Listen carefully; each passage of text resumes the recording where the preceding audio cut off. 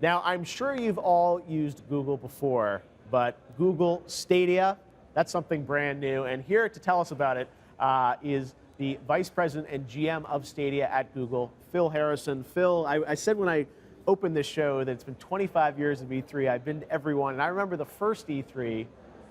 You were there with me, and we were hanging out at the PlayStation party in 1995. I do remember. Yes. And you are a longtime industry veteran, and it's so great to have you with us, and also working on Google Stadia, because I know this is, this is something people may have heard about, but people understand this was so important to Phil that you moved your family over to the States from England because you're so excited about this project and what it represents for, I think, the future of the gaming industry. That's right. I'm really excited to sort of hear from you as someone who's worked in this industry for over 20 years like me, why you're so excited about what Stadia represents. And I think the shift that it's going to represent for this industry, or your vision at least, of where games are going to go. And I think people have heard of streaming games, but they may not really understand it. So thank you for coming and joining us, first of all. And second of all, why are you so excited about this idea of streaming games and a product like Stadia? Well, first of all, thank you for having me. It's great to be here. And yes, 25 years ago, that feels like yesterday. And actually, we wouldn't be here without that 25 years of rich history that the industry provides us. Yep. And Stadia is very simple. It's a new generation gaming platform that streams games from a Google data center to any screen in your life. Okay. So your TV, your PC, your laptop, your tablet, or your phone, the very same game experience, the highest quality experience, runs in our data center on an incredibly powerful bit of game-dedicated hardware. And then it just streams over the internet. We've solved the challenges of getting great gameplay into people's homes. Right. And we announced at GDC back in March to the industry, got a phenomenal reaction. And then just last week, we announced whole ton of games and an incredible lineup of support from the greatest developers and publishers in the industry. And you say it's one of those things where I think it has to sink in for people. The idea that there's no longer a console, right? It's like you're going to have a controller, which you have right there. Which is, this is the Founders Edition, which we'll talk about in a minute, I'm sure. But this is really the key to Stadia, is the controller. But you're right, no high-end PC required. No dedicated console required. So we eliminate the cost of hundreds of dollars, in some cases of thousands of dollars of expense that gamers have to go through. And then there are other benefits. There are no downloads. There's no waiting to play the game. There's no patch. There's no install. There's none of the maintenance that gamers have to do. You just click on the game you want to play, and it plays instantly. And again, some people probably hear that and say, that's not going to work. But you guys did do a test last year, right, with Assassin's Creed Project Stream. That's right. And proved to people that this idea of streaming games without a box can work. That's right. And we're not the first people to bring streaming to the industry. This is something that has been trialed on a number of occasions. But it takes a company with the scale and infrastructure deployment of Google to be able to do this properly.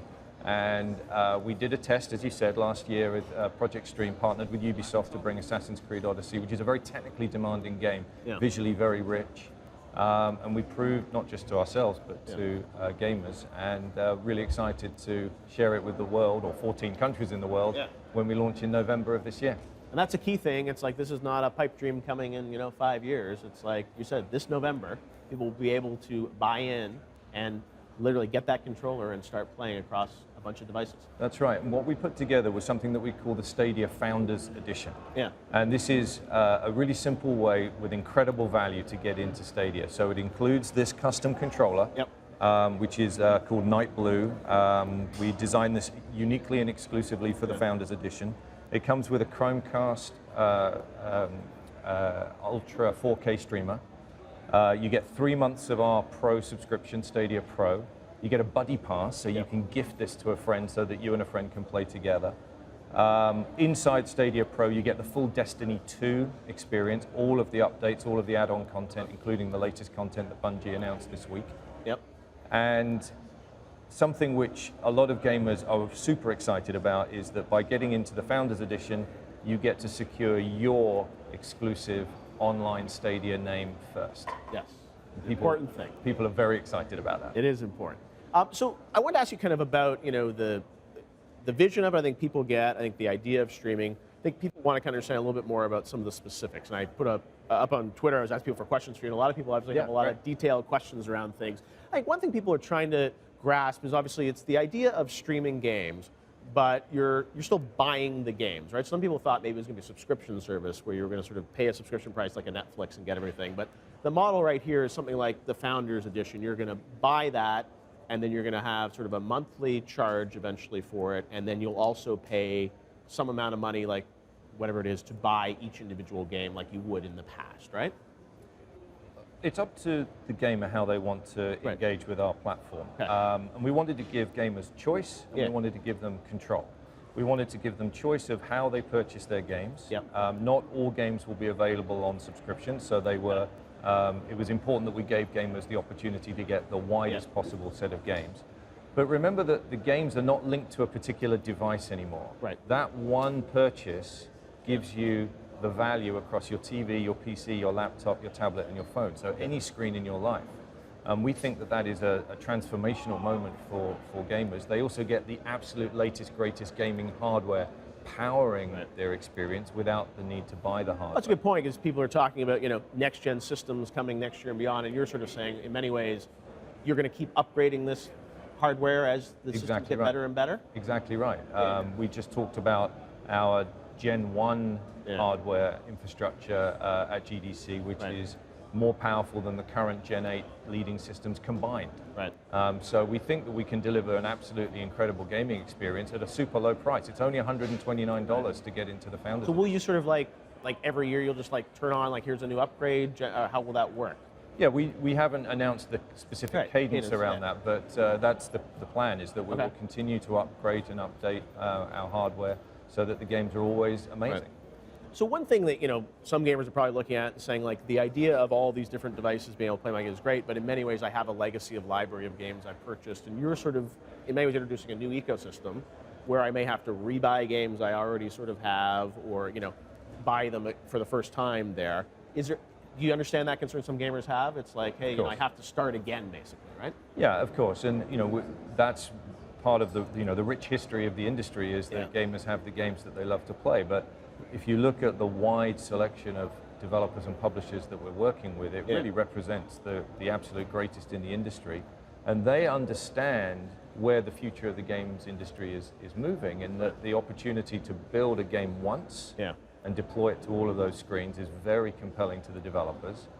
Plus, when the data center is your platform, you get access to a whole bunch of new compute and technical capabilities that will make games more fun and will add incredible tools to the game designer's canon. So we're seeing this, in fact, this week with Ubisoft on Ghost Recon.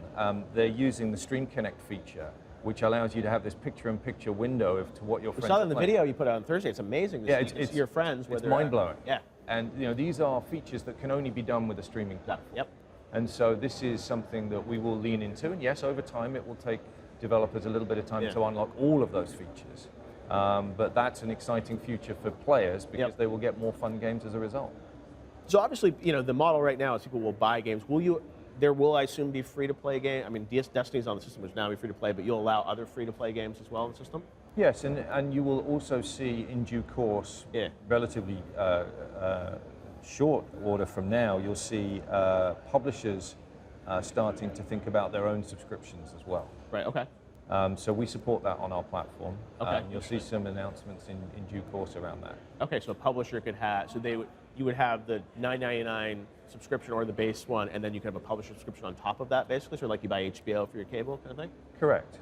And I don't think that will be for every publisher, but I think for some of the publishers who have the bigger catalogs and the more significant lineups. Libraries. Well, that's one thing I was going to ask you about, sort of the legacy content, because some people have said to me, we know we get Destiny with the subscription. You've said there will be other games that will come into that, but is that, people have said to me, is that going to be like a PlayStation Plus or Xbox Live Gold, where it's like you're going to get games like once a month, or what's the cadence of how? I guess you probably can't say specifically, but how often do people expect new content as part of that subscription? I think it's going to be very familiar to the current subscriptions that the gamers are used to. And obviously we're going to work hard to put as many great games and value into that subscription that we can. and also support free-to-play games as well. Right. And I know you have next year, there's going to be the base version, which is going to be free, right? Correct. So that's the idea. It's 1080p streaming. Yep. But like in 2020, you'll effectively be able to, buy a controller or use a different controller, right? Because you support PlayStation, Xbox controllers too. That's right. Yeah. And be a part of that, and I'll be able to stream games, so I can buy games and stream them for free as part of the system, right? That's right. So Stadia Base does not. Sure. It comes out in early 2020, and then yes, as you say, you can buy games and be able to play those games everywhere you want. Well, I think you can't play them on TV, is that right? No, you can play them. You can. Okay, so through Chromecast you can still do that absolutely. or other ways. Okay, so Base will allow you for that, and then so you said you'll sort of allow people two ways in with Base that'd be free, or you can upgrade to subscription, which will then you can go to then 4K HDR, correct, 60 frames for That's that. right. Yeah.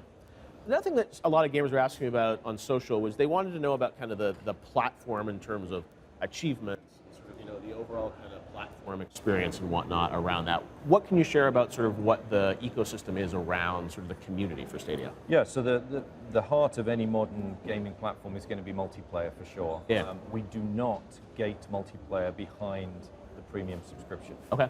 So that's an important point that I think. Right, because PSN, Xbox, you're still paying a subscription. You're saying that's we do the base. not gate multiplayer because we see that every game is multiplayer. Uh-huh. So we think that's a very good evolution for the industry. Right. We have a bunch of social features in our platform that are really putting multiplayer at the heart of everything that we do. And you will see over time, because our platform is a service, the platform will evolve too. Okay. You also had said that there was, when you announced last week that there was going to be discounts on games. I think some people have asked me, it's like, what does that mean? Do I get 10% off? Or like, if there's a $60 game that comes out this fall, it's going to be cheaper on Stadia?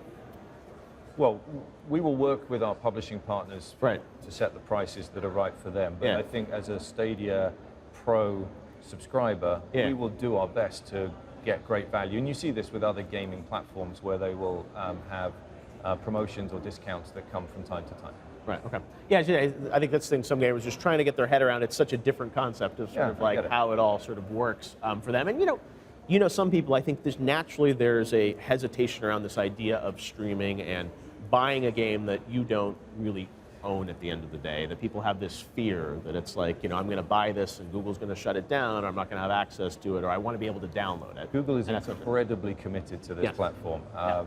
I'm personally dedicated to this platform. But do you understand why gamers have that trepidation? Of course. Yeah. Of course I understand. And, I think over the next few months as gamers get their hands on the experience and they just see how transformational it is, those changes will happen over time, but I'm super excited about November. Can't wait for people to get there. Like I said, and the fact that you've already done, I think, the test at least, proves to people that you'd be in a different situation here. I think if you were saying this, you hadn't done that test, right? Correct. It would be natural skepticism, so that was kind of a nice ramp. The one thing that I think, a lot of gamers are wondering about is, the exclusive games and content and what's going to come out there. Jade Raymond is there. You're building sort of, first-party group to build games at Google. Obviously, the launch, there's a couple things that you guys have teased that will be exclusive to Stadia. How committed are you guys to doing big budget AAA, blockbusters for Stadia? 100% committed. Okay. Yeah, we're building studios, plural. We're working with second-party developers to bring games to our platform. Very fortunate, as you mentioned, to be joined by Jade recently, and she's building out her team. So we have some exciting plans. That's obviously, though, as I think Xbox said, it takes years to build those studios, so it'll be a while till we get some of those. Until then, are you looking to, have exclusive rights to third-party games, or just exclusive features, or what can we look at as? Yeah, that's the normal blocking and tackling that you see in the industry. There will be some features that are de facto exclusive because they can only be done on Stadia. Right. Things like the Stream Connect and YouTube integrations are going to be unique to our platform, and obviously we want to lean into those as much as we can. Yeah. Well, it's one of those things that, as you said, is a big long-term project, for you and for Google to sort of build this, and the fact that it's coming in November, everyone's going to be able to get to try this thing out and sort of see and experience it. But I also want to ask, it was really thrilling to our team, actually, when we went live with the pre-order on Thursday. Yeah. And just to see people in 14 countries pre-ordering the Founders Edition, it was people are curious, right? I think that's the thing. People are excited. Yeah. And people started sharing on social media their congratulations, welcome to being a Stadia founder messages. And that was just a really nice moment for our team to see us connecting directly with gamers. Now, today, obviously, Xbox is coming up. I think there's going to be a lot of talk about xCloud and these other streaming platforms. So when people are kind of, to put things in context, I wanted to give you a chance to sort of explain your strategy. How does it differ from what Microsoft is doing or what other streaming opportunities are? Why do you think this is the path? Well, I think Stadia has a couple of advantages that are pretty unique. One is we are 100% purely a streaming platform. Okay. We don't have the legacy of a console. We don't have the legacy of a physical media business or a physical platform to maintain. And then how is that an advantage? What does that allow you to do that you can't do? Well, it allows us to be completely screen agnostic. It allows us to deliver the same game experience to a phone or to a TV and everything in between. Plus, we enjoy, as we are surrounded by YouTube today, we enjoy a great partnership with our friends at YouTube, but also with the YouTube creators, who I think are going to become a hugely influential, even more so than they are today, in the way that games get discovered and enjoyed by fans. And so I think all of those brought together, this world of watching games and playing games and bringing them together is what Stadia is all about. Do you think from I think people were wondering about subscription and, Xbox has Game Pass and whatnot. Do you think over time that your subscriptions, you said there may be publisher subscriptions that could kind of live on top of it. Would you ever allow publishers to have their own stores on Stadia to sell games to people as well? We almost enable that by default, because on Stadia, a game is just a link. Right. And so whether you discover that game through our store or the publisher's store or Twitter or Facebook or Discord or whatever channel, it's easy to discover and propagate games. So conceivably you could have like a Steam or Epic store inside Stadia selling games to people? Or it could be outside of Stadia. But ultimately it's just a link, so it sends the gamer to play the game on our platform. Okay. So we encourage that, because we want the publishers and developers to take the game to their audience rather than always bringing it to ours. Well, that's an interesting idea, because then there could be a subscription service that would have a collection of a bunch of games where there's a publisher, a bunch of publishers getting together that could live within your ecosystem. Yeah, that would be conceivable. Yes. Interesting. All right. Well, it's you said a lot of pieces to figure out, and part of this is it's uncharted waters as we all sort of figure this out. But I think I'm certainly in agreement with this idea of streaming content and the accessibility of things with that controller that I can have in my hotel room here playing a game is a pretty compelling proposition that's going to bring games to more people in more places around the world. That's right. Which I'm excited about just for our industry. We want games to be for everyone, not just the few who have an expensive box under their TV. Right. And if we can change the model from games being device-centric, and that the games are about you rather than the box, then the games go with you wherever you are on whatever screen you are on. And we think that that is the way it should be. Awesome. Well, Phil, thank you so much for joining us to kind of give us a little preview of all things Stadia here. The Founders Edition, people can pre-order today, right? Pre-order right now in 14 countries for $129. All right, and coming out this November. You haven't set a date, just November, right? It'll be November. Okay. Yes, all right. Well, we're looking forward to seeing it. Thank you so much, Phil, for joining us here at E3 to kick things off. We look forward to hearing more about all the games and content. You said there's, I think, a lot to roll out over the months ahead in terms of how this is all going to come together. But excited to see what's next. All right, thank you so much, Phil Harrison, a true legend in the industry.